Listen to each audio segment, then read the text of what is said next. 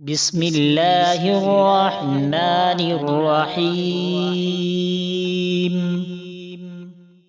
اللهم اغفر لي ولوالدي وللمؤمنين والمؤمنات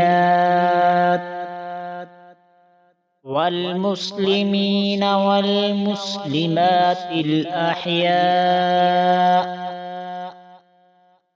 منهم والأموات. يا مقلب القلوب ثبت قلبي على دينك. بسم الله الرحمن الرحيم. اللهم اغفر لي ولوالدي وللمؤمنين والمؤمنات والمسلمين والمسلمات الأحياء منهم والأموات.